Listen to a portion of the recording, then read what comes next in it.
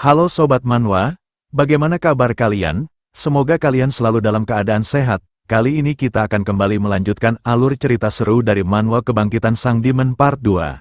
Mengisahkan tentang Dongfang Dubai, pejuang legendaris yang dikenal sebagai prajurit surgawi yang mampu menghadapi 10.000 musuh sekaligus. Dia adalah pemimpin dari kultus demonik dengan kekuatan yang tak tertandingi. Namun, saat momen penting penyatuan Jianghu, sebuah kecelakaan mengubah segalanya. Jiwanya terjebak dalam tubuh seorang anak laki-laki berusia 14 tahun. Bagaimanakah nasibnya? Apa yang akan terjadi ketika kekuatan luar biasa bersatu dengan jiwa muda yang penuh potensi?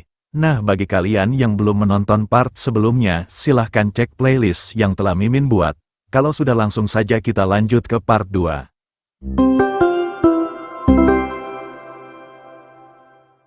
Di part sebelumnya, ketika sedang melakukan meditasi, tubuh Linghu seketika bersinar terang memancarkan aura Qi yang begitu besar membuat para murid lainnya merasa sangat terkejut dengan apa yang terjadi. Tubuh Linghu terlihat seperti terbakar akibat luapan energi Qi yang begitu besar menyelimuti tubuhnya. Melihatnya, Jaseong berteriak dengan panik menyuruh Linghu untuk segera menghentikan meditasinya. Seketika Linghu membuka matanya tanpa menyadari apa yang baru saja terjadi pada dirinya. Ia merasa keheranan dan bertanya-tanya mengapa murid lainnya semuanya berkumpul di hadapannya sambil memasang ekspresi sangat terkejut. Seketika keterkejutan mereka berubah menjadi rasa kagum bersorak begitu kegirangan menyebut Linghu pria hebat, dan menanyakan bagaimana cara Linghu melakukannya. Mereka begitu antusias meminta Linghu agar segera memberitahukan rahasianya. Namun Linghu yang juga tak menyadari apa yang baru saja ia lakukan merasa sangat kebingungan. Salah satu dari mereka bernama Akirul dengan penuh antusias dan mata yang penuh kekaguman mengatakan kalau Linghu baru saja melakukan teknik Six Harmonious Art dengan sempurna. Mendengarnya membuat Linghu malah semakin terkejut. Ia dengan wajah konyolnya menunjuk dirinya sendiri merasa sangat tidak percaya dan kembali menanyakan kepada rekannya apakah itu memang dia. Dari belakang Jaseong dengan suara berat muncul menyuruh Akirul yang tepat berada di hadapannya untuk berdiri dengan benar. Di mana ini membuat Akirul seketika menoleh dengan kebingungan dan bertanya-tanya apa maksud perkataan Jaseong. Tiba-tiba sebuah tamparan langsung dilayangkan Jaseong di wajah Akirul membuat Akirul terkejut. Melihatnya murid yang lain merasa ketakutan, mulut mereka terbuka lebar sambil mengatakan apa yang baru saja terjadi, apakah selanjutnya adalah giliran mereka. Sambil memegang wajahnya yang kesakitan, Akirul sedikit merengek menanyakan mengapa kakak tertua memukulnya padahal ia tak membuat kesalahan. Dengan lantang Jaseong seketika berteriak menegaskan kepada semua murid kalau Six Harmonious Art bukanlah seni bela diri yang bermutu rendah yang keparat seperti mereka bisa lakukan dengan sempurna. Jaseong menegaskan walaupun ini adalah seni bela diri yang paling dasar namun mereka tidak bisa meremehkannya dengan mengatakan kalau apa yang dilakukan Linghu barusan sudah sempurna, di mana ini membuat mereka semua merinding ketakutan dan saling berbisik mengatakan kalau lagi-lagi kakak tertua mulai mengamuk dengan tidak jelas. Di asrama, Akirul meluapkan semuanya. Ia berteriak penuh kekesalan menyebut Jaseong sebagai kakak tertua bajingan yang melakukan apa saja sesukanya hanya karena dia yang paling tua di tempat ini. Ia merengek mengatakan kalau ia ingin pulang saja ke rumahnya dan hidup enak, di mana rekannya yang lain berusaha menahannya dan memintanya untuk menenangkan dirinya terlebih dahulu. Akirul berbalik dan terus merengek dengan barang-barang yang sudah dikemasnya di dalam tasnya. Rekannya yang lain mencoba menenangkannya dengan mengatakan fakta bahwa lagi pula jika Akirul ingin pulang maka ia tak bisa pergi jauh karena jarak rumahnya dari sini sangat jauh jika hanya ingin berjalan kaki. Mereka bahkan meralat perkataan mereka dengan mengatakan kalau Akirul pasti tidak akan pernah sampai ke rumahnya. Melihat Akirul yang terus merengek, Cheong pun mulai angkat bicara. Ia mencoba menghibur Akirul dengan mengatakan kalau mereka semua yang ada di sini tahu bahwa ini bukanlah murni kesalahan Akirul sehingga kakak tertua sampai harus menamparnya. Cheong mengungkapkan kalau ia yang diperlakukan seperti itu maka ia pasti juga merasa tidak adil seperti apa yang dirasakan Akirul sekarang. Dengan nada sedikit serius Cheong mengungkapkan walaupun begitu tetap saja sedari dulu kakak tertua mereka memang sangat membenci kata sempurna. Seketika Cheong kemudian menatap tajam ke arah Linghu dan mengatakan mari kita berhati-hati lain kali agar kejadian seperti ini tidak terulang lagi dan itu berlaku bagi mereka semua. Sementara Linghu yang mendengarnya wajahnya memerah di mana keringatnya bercucuran karena panik menganggap ini semua adalah kesalahannya, namun ia sendiri tak menyadari di mana letak kesalahannya karena dia sendiri tak tahu apa yang baru saja ia lakukan yang membuat mereka semua sangat heboh menganggapnya pria hebat. Mereka bahkan kembali saling berbisik bergosip mengatakan kalau tadi Ling Hu sungguh luar biasa di mana Ling Hu yang mendengarnya dari belakang berteriak menyuruh mereka untuk berhenti karena ia sendiri bahkan tak memahami apa yang baru saja terjadi terhadap dirinya. Namun mereka malah semakin menjadi, mata mereka bersinar terang dengan penuh rasa takjub dengan lantang mengatakan kalau Ling Hu sungguh adalah pria yang luar biasa, mereka bahkan dengan penuh antusias meminta agar Ling Hu segera memberitahu mereka bagaimana cara Ling Hu melakukannya, sementara Ling Hu dengan perasaan tak nyaman dengan situasinya saat ini meminta mereka semua untuk diam dan mengatakan kalau ia benar-benar tak mengingat apa yang terjadi. Namun mereka yang tidak terima merasa kesal dan mengatakan kalau ini sungguh mustahil, dengan sedikit bercanda mereka menyebut Ling Hu sebagai bajingan dan mengatakan bagaimana bisa Ling Hu tidak mengingat hal yang sangat penting seperti itu, untuk kesekian kalinya Ling Hu kembali menjawabnya kalau ia benar-benar tidak mengingat apa yang terjadi, di mana ini membuat mereka akhirnya menyerah mengungkapkan kalau Ling Hu pasti sengaja tak ingin memberitahu mereka dan ingin menyimpan rahasia ini untuk dirinya sendiri. Dengan raut wajah penuh kecemasan, Ling Hu bergumam mengatakan kalau bukannya ia ingin berbohong kepada rekan seperguruannya, namun karena memang ia benar-benar tak mengetahui apa yang terjadi, Ling Hu mengungkapkan kalau saat itu ia seperti kehilangan pikirannya saat melakukan meditasi sesuai yang diperintahkan, tapi sebelum sadar ia tidak mengetahui jelas di mana posisinya atau kenapa ia duduk di situ, tapi jelas itu adalah dirinya, ia masih bisa mendengar dengan jelas di telinganya orang-orang bersorak padanya memanggilnya Dongfang Dubai yang agung. Sementara itu, di salah satu tempat di Sekte Gunung Hua terlihat Jaseong yang sedang ditegur oleh seseorang yang ada di hadapannya. Orang itu mengatakan jika Jaseong terlambat sedikit saja maka Ling Hu pasti akan dalam masalah besar. Diketahui orang ini adalah tetua pendiri Institut Cabang Sekte Gunung Hua bernama Noh Sayeon, sekaligus guru langsung dari Jaseong yang membawa Jaseong ke tempat ini. Ia menegaskan kalau pusat energi Ki seseorang bukan hanya sekedar sebuah gelas dan Ki batin seseorang bukan hanya sekedar air, tak peduli seberapa banyak air yang mereka tuangkan secara perlahan gelasnya pasti tidak akan pecah, tetapi jika pusat energi Ki milik seorang seniman bela diri terus terendam hal itu bisa membuatnya hancur berantakan, dan ketika Ki batin berlimpah dari Ki pusat yang hancur menyelimuti seluruh tubuh dan mengamuk itulah yang dapat menyebabkan terjadinya kondisi deviasi Ki yang membuat tubuh seniman bela diri menjadi hancur.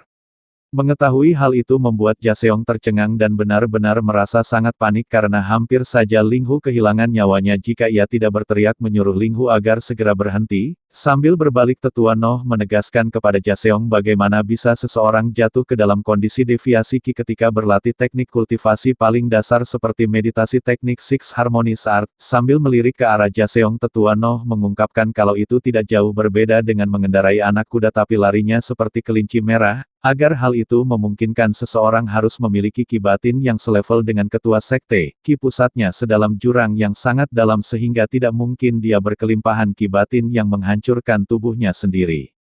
Dengan perasaan gugup Jaseong meminta maaf dan berjanji akan mengawasi setiap murid lebih ketat lagi agar kejadian seperti ini tidak terulang lagi. Jaseong juga mengungkapkan kalau sebenarnya Ling Hu terlahir dengan energi Ki pusat yang sangat kecil, jangankan seniman bela diri, membandingkannya dengan orang biasa saja sudah sulit, oleh sebab itu ia tak terlalu memperhatikan Ling Hu pada latihan sebelumnya karena menurutnya Ling Hu tidak akan mungkin bisa mengeluarkan energi Ki yang besar.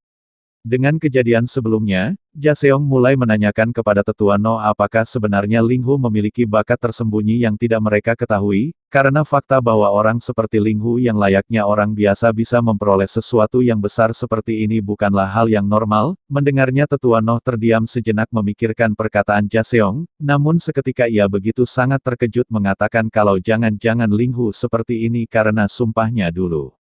Tetua Noh kemudian tertunduk dan menceritakan kepada Jaseong kalau dulu ia pernah bersumpah kepada Ibu Ling Hu, kalau ia akan selalu melindungi putranya dari kultus demonik tak peduli apapun yang terjadi. Dengan tatapan serius tetua Noh berbalik menanyakan kepada Jaseong lalu apa yang akan terjadi setelah kematiannya, dengan diri Ling Hu yang masih terlalu lemah sekarang ini dan kalau ia terus berjalan menempuh jalan ini, jangankan kultus demonik dia akan mati setelah dieksploitasi oleh 9 sekte besar Union. Tetua Noh mengatakan jika mereka membiarkannya begitu saja, maka itu tidak ada bedanya dengan membiarkannya mati.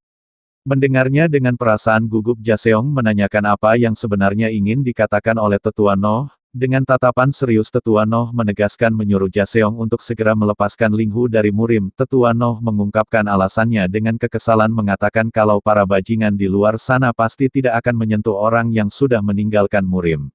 Mendengar usulan itu Jaseong terdiam, ia merenung bergumam mengatakan apakah ini adalah satu-satunya keputusan terbaik yang bisa mereka ambil untuk melindungi Ling Hu. Dengan berat hati Tetua Noh mencoba meyakinkan Jaseong kalau di luar sana pasti ada dunia yang lebih baik untuk Ling Hu tinggali. Tetua Noh mengatakan akan menyampaikan masalah ini kepada Ling Hu secara langsung karena ia tahu Jaseong pasti tidak akan mampu mengusir Ling Hu yang sudah dianggapnya sebagai adiknya sendiri.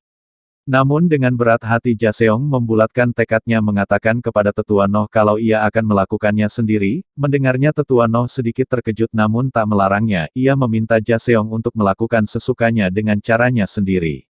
Dikatakan bahwa tempat ini hanyalah anak cabang Sekte Gunung Hua, walaupun hanya anak sekte karena sekarang Sekte Besar Gunung Hua sudah hancur dan tak ada lagi, namun tempat ini adalah yang akan menjadi awal kebangkitan kembali keagungan Sekte Gunung Hua. Namun karena baru didirikan sehingga belum memiliki banyak kekuatan yang cukup, oleh karena itu sekte ini harus berusaha sangat keras untuk mengembangkan bakat seniman bela diri muda untuk masa depan Sekte Gunung Hua. Keesokan harinya, Jaseong mengumpulkan mereka semua karena hari ini mereka akan melakukan sparring sesuai yang telah mereka jadwalkan. Jaseong berharap semoga mereka semua dalam kondisi terbaik agar mereka bisa menunjukkan dan menggunakan skill yang telah mereka asah dengan baik selama ini di pertarungan nanti. Ketika mereka semua pergi untuk segera bersiap, Jaseong menahan Ling Hu dan menyuruhnya untuk tetap tinggal sebentar. Melihatnya rekannya yang lain menunjukkan raut wajah ketakutan sekaligus ketidaksukaan kepada Jaseong karena lagi-lagi dia menahan Ling Hu. Mereka berbisik menyebut Jaseong sebagai iblis kejam yang suka mengganggu Ling Hu. Jaseong kemudian membawa Ling Hu ke salah satu ruangan. Ia dengan tatapan serius bergumam mengatakan kalau pahlawan luar biasa Ling Hu Tian adalah orang yang sangat luar biasa. Ia hanya bisa memandanginya dari jauh ketika ia masih kecil, bahkan ketika Ling Hu Tian akan pergi ke tanah yang jauh di mana kuil agung jadet milik kultus demonik berada, dia tetap bisa tenang dan menyapa semua orang dengan senyuman sebelum keberangkatannya. Dia benar-benar memiliki jiwa yang kuat dan harga diri yang sangat agung. Jaseong mengatakan bahkan dengan matanya yang masih muda dan tidak berpengalaman dalam bela diri namun ia bisa merasakan seberapa luar biasanya Ling Hu Tian. Sambil melirik ke arah Ling Hu Jong, Jaseong bertanya-tanya lantas mengapa orang seagung Ling Hu Tian malah melahirkan garis keturunan seperti Ling Hu Jong yang memiliki energi ki pusat yang sangat kecil, bahkan ia malah terlihat seperti orang biasa pada umumnya yang tak mempelajari seni bela diri. Melihat Jaseong tertunduk yang tampak terlihat frustasi, Ling Hu menatapnya dan bergumam bertanya-tanya ada apa sebenarnya ini mengapa Jaseong belum mengatakan apapun padahal mereka tidak punya banyak waktu hingga evaluasi pertandingan dimulai. Ling Hu semakin bertanya-tanya mengatakan apakah mungkin sebenarnya Jaseong membawanya ke sini untuk mengajarinya sebuah teknik yang bisa membantunya untuk menang di pertandingannya nanti. Dengan nada serius, Jaseong mulai angkat bicara tapi pertama-tama ia meminta Ling Hu agar tidak salah paham dan meminta Ling Hu agar mendengarkannya saja, di mana hal ini membuat Ling Hu merasa gugup bergumam mengatakan kalau tidak biasanya Jaseong bertingkah seperti ini. Dengan nada serius Jaseong menegaskan kalau Ling Hu tak punya bakat dalam seni bela diri. Ling Hu yang mendengarnya langsung begitu terkejut dan menanyakan apa maksud perkataan Jaseong. Jaseong seketika berbalik dengan sangat misterius tanpa mengatakan apapun. Melihat tingkah Jaseong membuat Ling Hu merasa kesal. Ia bergumam mengatakan mengapa hari ini Jaseong begitu lama berpikir dan mengatakannya padahal hal ini sudah sering kali dia katakan setiap hari dengan menyebutnya bocah bodoh yang tak berbakat. Jaseong seketika berbalik dengan tatapan tajam dan suara berat menyuruh Ling Hu agar segera meninggalkan tempat ini dengan alasan karena Ling Hu tidak pantas berada di sini. Mendengarnya membuat Ling Hu sangat tercengang. Ia menanyakan apakah saat ini Jaseong sedang mengusirnya karena ia adalah bocah bodoh yang tidak berbakat. Jaseong kembali membuang wajahnya dan menegaskan kalau ia dan Tetua Noh memang tahu dengan baik seberapa keras Ling Hu telah berusaha, namun itu masih belum cukup untuk membuat Ling Hu tetap bertahan di tempat ini. Jaseong menegaskan kalau saat ini yang Sekte Gunung Hua butuhkan hanyalah seniman bela diri yang kuat dan terampil.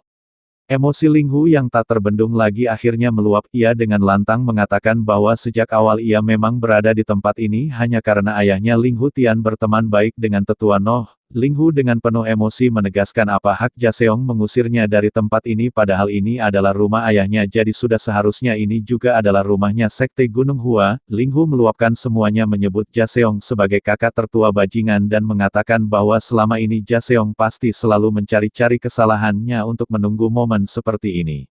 Mendengar ocehan Ling Hu yang tak ada habisnya bahkan berani menyebutnya sebagai bajingan membuat Jaseong tertunduk dengan perasaan sangat kesal, ia bergumam dan mengumpat menyebut Ling Hu dasar bocah keparat. Ling Hu seketika berhenti berteriak ketika melihat raut wajah Jaseong, ia dengan suara pelan kembali mengingatkan Ling Hu kalau ia sudah bilang dari awal agar Ling Hu mendengarkan perkataannya hingga akhir agar Ling Hu tidak salah paham. Jaseong kemudian memegang pundak Ling Hu dengan ekspresi penuh perhatian mengatakan kalau ia tahu betul Ling Hu adalah anak cerdas yang lebih pintar dari siapapun di tempat ini. Jaseong mengungkapkan ia tahu kalau Ling Hu terkenal di antara saudara perguruannya yang lain karena Ling Hu mampu mengingat semua hal yang dia lihat hanya dengan satu kali membacanya, sementara Ling Hu sendiri ia hanya terdiam menatap Jaseong mencoba mendengarkan dengan seksama apa yang ingin disampaikan Jaseong sebenarnya. Jaseong melanjutkan bahwa betapa luar biasanya kalau bakat bela diri Ling Hu juga menakjubkan. Tapi sayangnya setiap orang memang memiliki kekuatan dan kemampuan yang berbeda-beda. Seketika raut wajah Jaseong begitu sangat serius menatap Ling Hu. Ia menegaskan oleh sebab itulah Ling Hu harus meninggalkan tempat ini, ambil masa lalu sebagai pelajaran dan cari cara lain untuk menaikkan nama Ling Hu dengan kemampuan yang ia miliki. Jaseong menyarankan dengan kecerdasan Ling Hu setidaknya dia bisa menjadi pejabat tingkat tinggi di suatu wilayah. Ling Hu yang merasa kebingungan lantas menanyakan apa maksud Jaseong mengatakan ambil masa lalu sebagai pembelajaran, di mana situasi yang harusnya berakhir dramatis malah berakhir dengan sangat konyol dan canggung. Dengan perasaan canggung Jaseong berbalik dan mengatakan kalau sekarang dunia ini bukan lagi dunia yang dipenuhi oleh orang-orang barbar, jadi tidak ada salahnya jika mereka mulai berhenti belajar ilmu bela diri dan mencari pekerjaan lain. Seketika raut wajah Ling Hu terlihat bahagia dan matanya bersinar, ia mengatakan kalau ia mengira Jaseong membencinya tapi ternyata sangat peduli padanya. Dengan situasi canggung itu membuat Jaseong merasa sangat tak nyaman dan dengan lantang mengatakan kalau sebenarnya ia memang membenci Ling Hu, di mana hal ini membuat Ling Hu kembali kesal dan mengumpat menyebut Jaseong bajingan.